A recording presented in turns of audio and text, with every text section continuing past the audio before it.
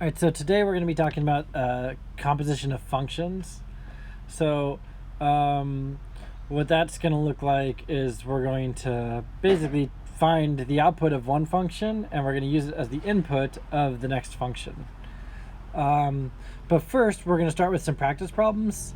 So I'm just asking you to use these inputs for the first 4 problems and give those a try. So f of 3, for example, we'll do this one together.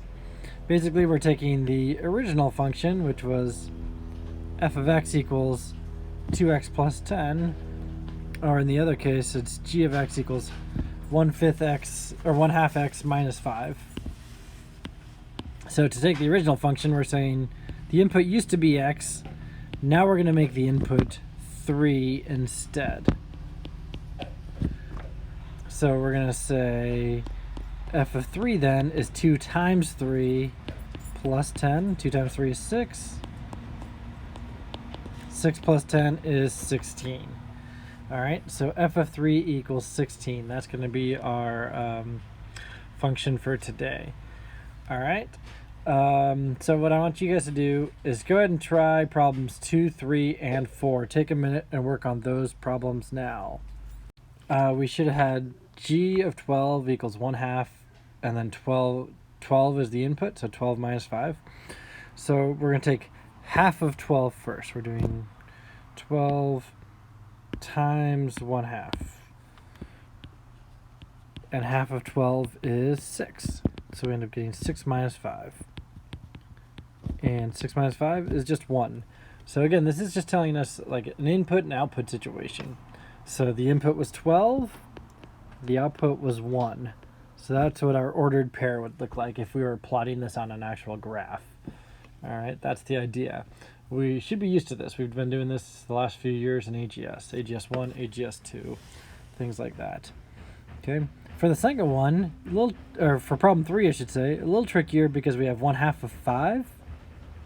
Unfortunately, that's an improper fraction. It's going to be 5 halves. And because we have 5 halves minus 5, I'm going to need to rewrite 5 as a fraction as well. So I can rewrite this as g of 5 equals 5 halves minus, and I'm going to rewrite it as 10 halves. We're trying to get a common denominator there. And what happens, 10 divided by 2 is 5. So this is the same number as what we have up there.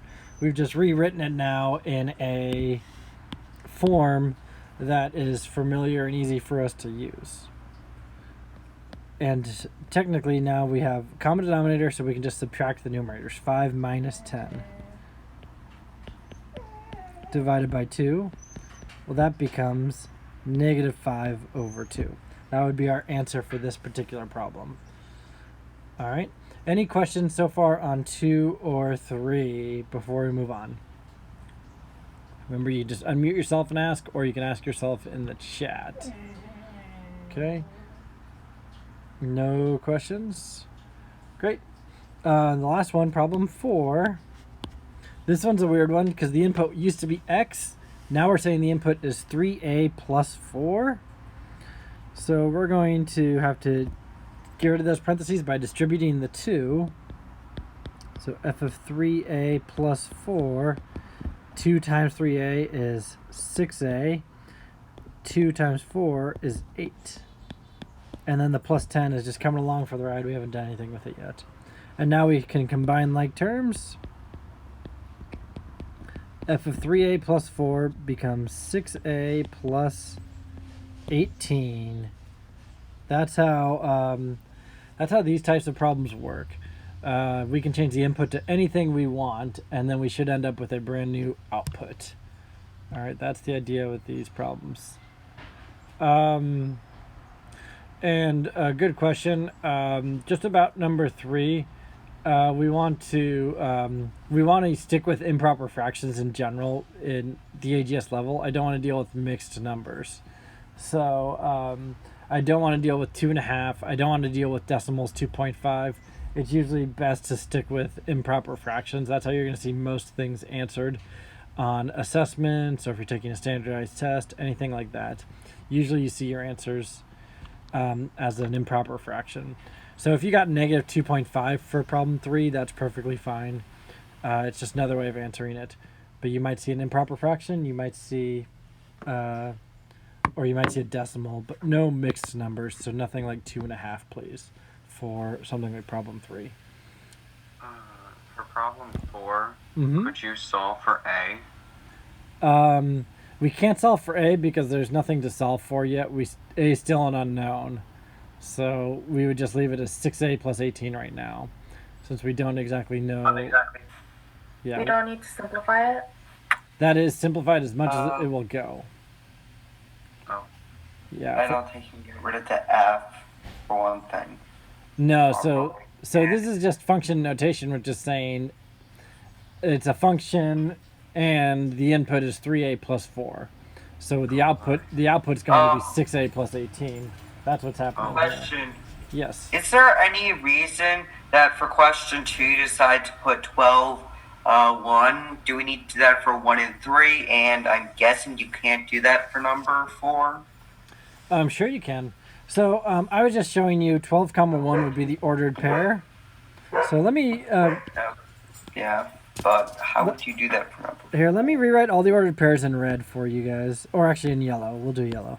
So the ordered pair for number 1, the input is 3, the output is 16. For number 2, the input is 12, the output is 1. So if we were graphing the points, we could actually graph them, right? For number 3, the input is 5, the output is negative 5 halves. What's the input for number 4? It's 3A plus 4. What's the output for number 4? 6A plus 18. 6A plus 18. So we can always write it. I'm guessing you just can't graph that. Yeah, we can't graph it because we don't know what A is, but that would be our inputs and outputs. And if I told you A is 5, now we know what the X value is, we know what the Y value is. Okay? So that's how the inputs and outputs work. Okay? I kind of think I did figure it out, but I might have overcomplicated it. Okay. Yeah, so that's kind of the trick on these particular problems. So, yeah, if you overcomplicated it, we're going to look at problems that get a little trickier, and hopefully it's making sense to you when we get to those problems in a minute here. Okay, next we're going to talk about the definition of a composition of functions. So what we're going to look at specifically is these functions today. So composition of functions is when we take the input of one function, or I'm sorry, the output. We use the output of one function as the input of the next function. And that will make more sense when we look at examples today. And then the typical function notation is going to look like f of g of x. Okay, I'm going to zoom out on that just a scotch. Or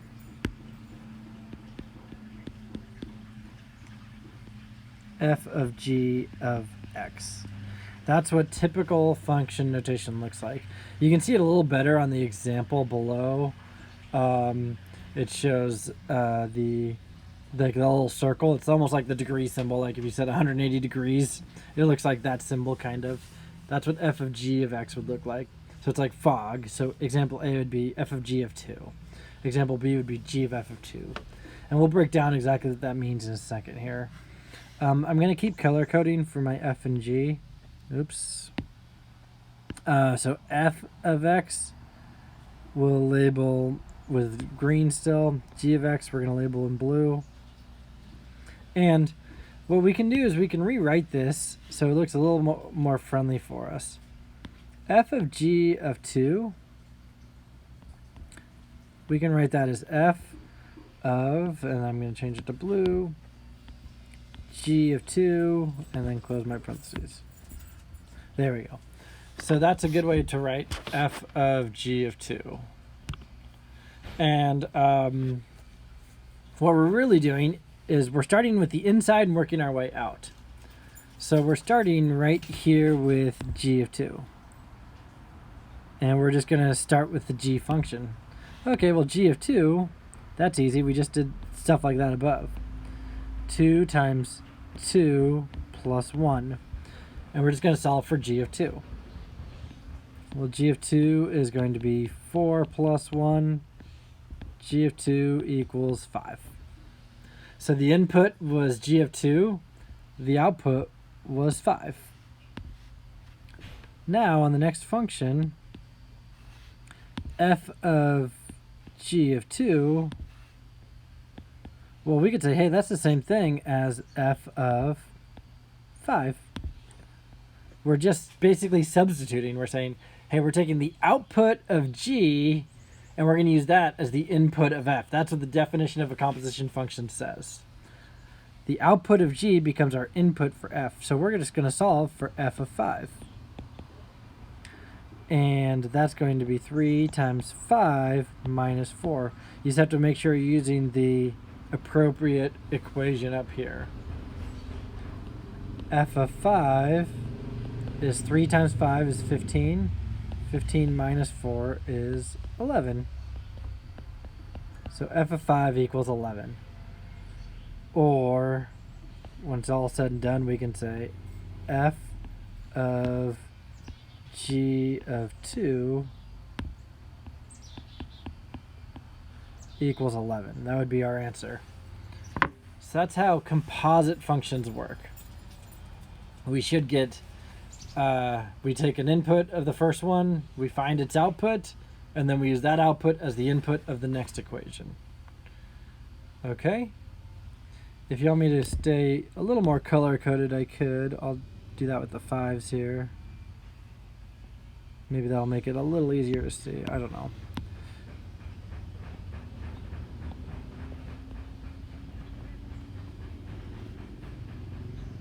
There we go. So that's what this looks like. Okay, so f of 5, which was the g output the whole time. F of g of 2 equals 11. And we should be able to do the exact same thing for equation B, except this time the inside function is f. So we're going to do f of 2 first, and then we're going to figure out what the output is for g. So g of f of 2, actually I guess technically we'll just solve for f of 2 first. So f of 2 equals 3 times 2 minus 4. F of 2 equals 6 minus 4. So f of 2 equals 2. And now we're going back to the g function. G of f of 2 is what we started with. We want the output of f of 2. So that is actually just 2 in this case. And now we're going to use 2, the output of f, as our input for g. And we just say 2 times 2 plus 1. And g of 2 is going to get us, let's see, 4 plus 1 is going to get us 5. Okay, so this ends up becoming g of f of 2, and we get 5. And the big thing I want you to notice, f of g of 2 gave us 11, g of f of 2 gave us 5. So the order does matter. You can get different answers depending on the order. All right, any questions on this so far? All right, let's go ahead and move on then. Move us down. We got a couple more examples here. I didn't give you a lot of space on E on accident, E and F. That was a mistake. But what I want you guys to do is let's go ahead and do, I want you to do A, C, and E. Take your time, work on those three. I'm just going to rewrite them for you. So you can see G is the input function on the first one. On the second one, you'll see F is the input function. Third one's kind of weird. A little bit of a challenge because we haven't seen one like it yet. But basically, you're going to find the output of G of 5, and then you're going to use that as the input of G again. So you're going to use the G function twice. But I want you guys to take a minute and work on problems A, C, and E. Okay, let me know if you have any questions. Okay, so let's go ahead and look at, there's our timer. Let's go ahead and look at example A. So our input is G of 5, so we want to start with that one. Example C, the input is F of 5, so we want to start with that one. Example E, the input is G of 5. So we're starting with the input functions first. So if I did G of 5 for example A, 2 times 5 minus 6. Well, G of 5 then is going to be 10 minus 6, which is 4.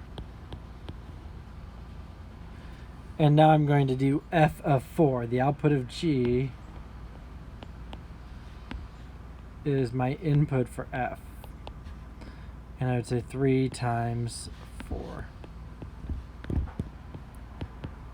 So I end up getting 12. So F of G of 5 equals 12. That's the answer for part A. Any questions about that real quick?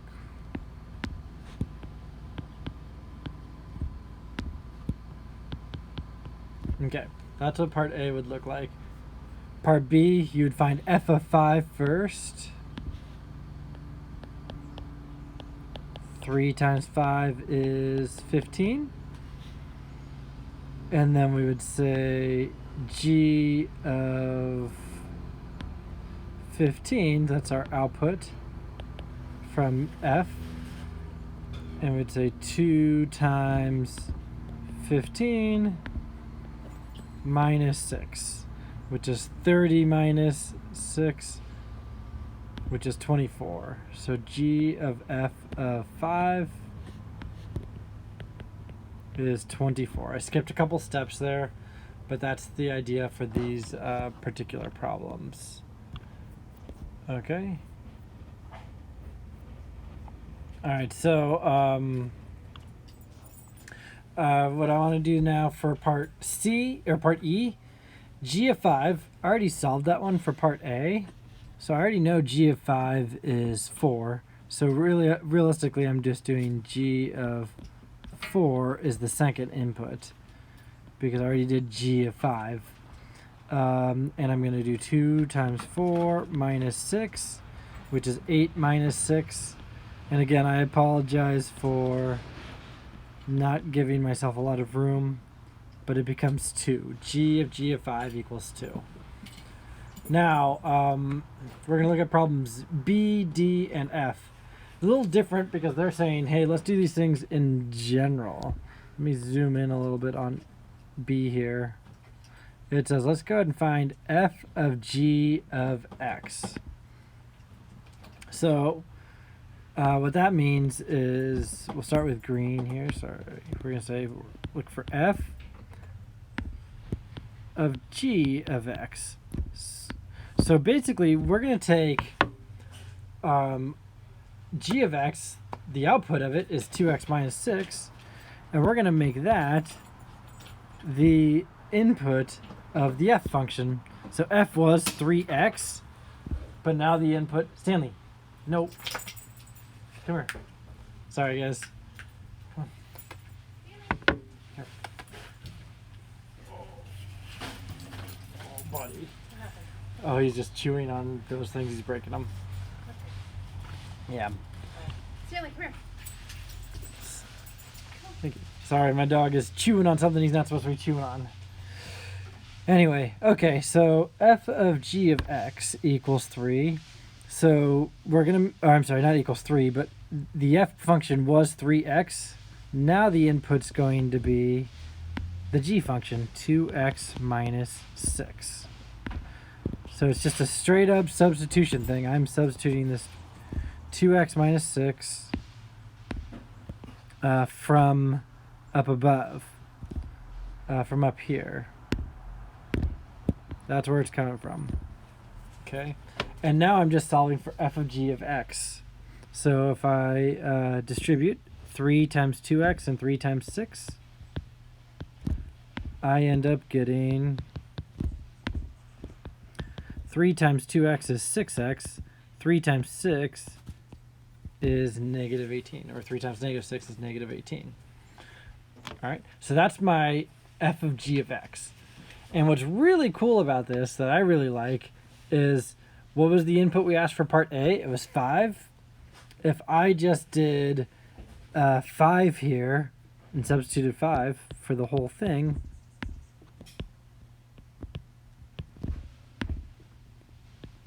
I can just go straight into this equation and say 6 times 5 minus 18. 6 times 5 is 30. Minus 18 is 12. I get the exact same answer I had for part A. So what's really nice about this, if we're able to do the general case, f of g of x, now whatever input I asked of you guys, you should just be able to use the composite equation and then do it.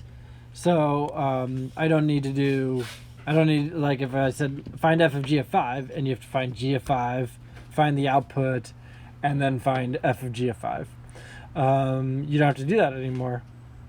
If I said find f of g of 8, now I can just plug in 8 and say 6 times 8 is 48 minus 18 is 30. So it makes it a lot easier once we have a single function or a single rule instead. All right, that's the idea with parts B, D, and F. So part D, we're going to do g of f of x, which is, in this case, the g function was 2, and then where the x was, we're going to substitute the f function in, 3x minus 6.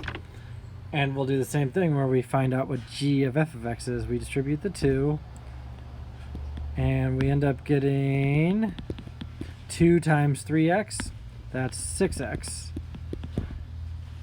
And then we just have a minus 6 left over. So g of f of x is 6x minus 6. That's how that works. And then last but certainly not least, we'll take a look at example f, g of x. And this works by saying g of x. And we just substitute g into itself. 2 times 2x minus 6 minus 6. And then we just have to simplify this whole thing. Distribute the 2. And again, the 2x minus 6, that's representing the output of the first g of x, and becomes the input of the second one. It's really kind of weird the first few times you see it. So I get 2 times 2 is 4. 2 times 6 is 12. And I get 4x minus 12 minus 6. So it really becomes 4x minus 18. All right. So before we move on to the next, last thing I want to do today, I'm going to give you guys a couple minutes. Got problems 1 through 6, some practice problems here. I want you guys to work on those practice problems. And if you have any questions, please, please, please feel free to ask me.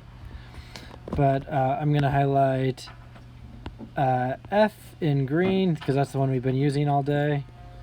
I'm going to do G in blue to stay consistent. And then I'm going to highlight H in red for our note-taking purposes. But I want you guys to go ahead and solve problems 1 through 6.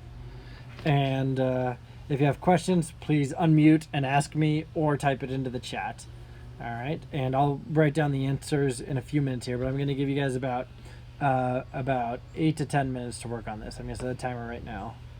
And we're going to say f of 12 is our output, or is our input for the f function. 3 times 12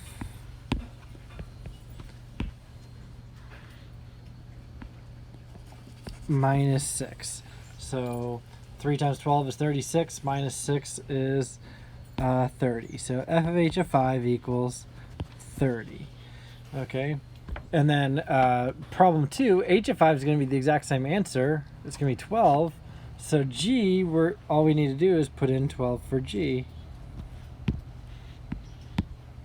Since we've already done it, g of 12 equals 1/3 of 12 plus 2. And I guess I should highlight that 12 in red since I already wrote it in, because that's coming from the h of 5 answer. And then we would get 1/3 of 12 is 4. Let me get back to blue there. And then 4 plus 2 is 6. So g of h of 5 is 6. That's exactly what's going on with this one. For problem 3, I already wrote down f of 5. I get 15 minus 6. So f of 5 equals 9. And then h of f of 5, I'm going to do h of 9. And it's going to be 9 minus 2 squared. Oops. Gotta get to red. H of 9 is 9 minus 2 squared. That's 7 squared. 7 squared is 49. 49 plus 3 is 52. So h of f of 5 equals 52. Okay. That's kind of the idea with those ones. Problem 4 is a little tricky because of the fraction. But again, whenever we're dealing with fractions, first of all, we have 1/3 times 5, so I can write that as 5/3. And then because it's plus 2, I want to rewrite 2 as a fraction. 6/3. 6 divided by 3 is 2. So g of 5 is technically 11/3. Now I'm going to do f of 11/3, which is 3 times 11/3 minus 6. And what happens, I have 3 times 11 is 33. 33 divided by 3 happens to just be 11. So this becomes 11 minus 6. So f of g of 5 is really just 5. That's what happens for problem 4 there. Okay, any questions so far on those first 4? All right, and then last 2, problem 5, f of g of x. I'm going to put that in, and I'm going to get 3 times 1/3 x plus 2. So 3 times 1/3 is just x. 3 plus 2 is 6. So I get f of g of x is x plus 6 minus 6. So f of g of x technically becomes just x. And g of f of x is 1/3 times 3, so that's going to be x minus 2 plus 2. So g of f of x is also only x. So we should have gotten x for the last 2. And that actually makes sense, because if we look at number 4, we got f of g of 5 was 5, so the input was 5, and it turns out the output of the composite function was also 5. So if the input is x, the output of the composite function is also x for problem 5. So 4 and 5 check out. That makes sense. We did it the right way. Okay, that's the idea for these particular problems. All right, any questions on those 6 right now? Okay, so that covers everything from these 6 problems. now we're just off to the assignment number 3. And remember, if you haven't turned in assignment 2 yet, make sure you go and turn that one in. If you haven't done attendance yet, make sure you go take care of attendance.